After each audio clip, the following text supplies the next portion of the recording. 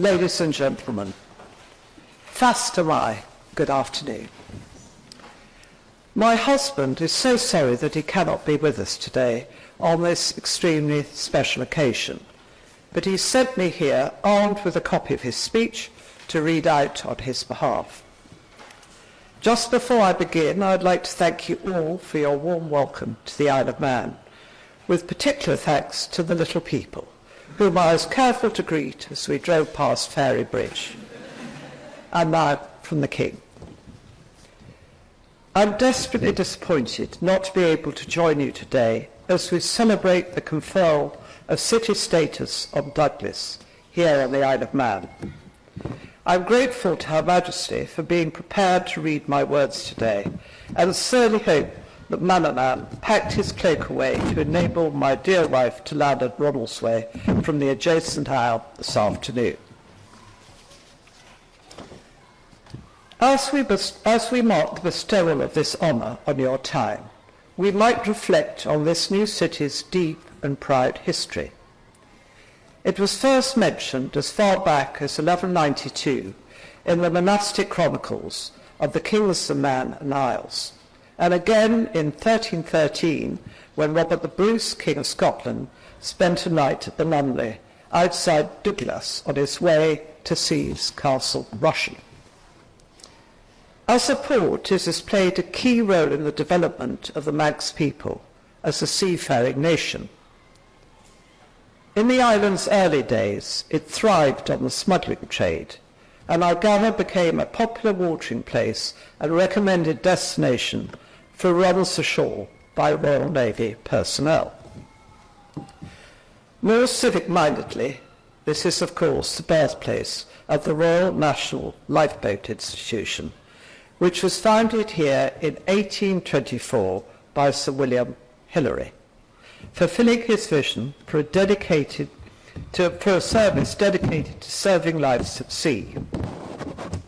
In the 19th century, there were, on average, 1,800 shipwrecks a year around the coasts of the British Isles, and the dangers of the sea were an accepted way of life.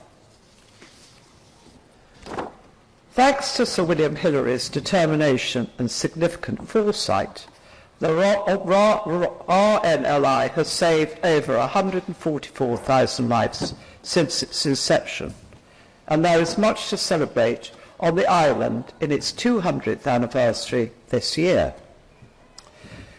I know my late mother was very proud to be patron of this wonderful organisation, as I am to be succeeding her in the role.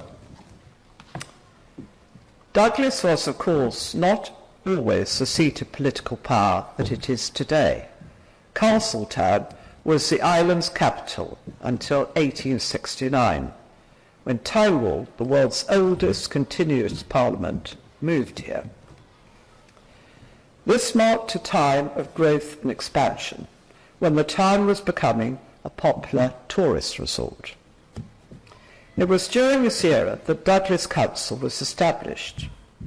Your council forebears were responsible for much of the early improvements that helped to put the island on the map as a visitor destination.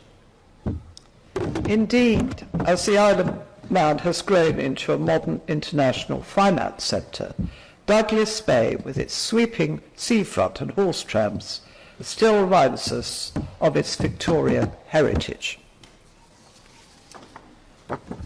The award of city status to Douglas was one of only 8 granted during my mother's Platinum Jubilee, and it recognises the unique culture and heritage of this capital on your special island.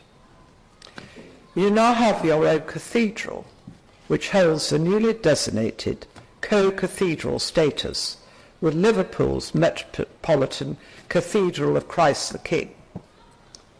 The granting of your city status is particularly special to me, as your letters patent are the only ones in existence that hold both my signature and that of my late mother.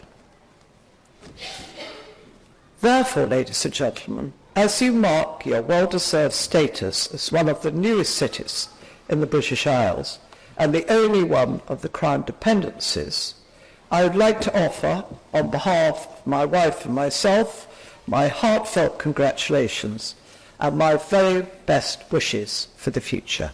Thank you.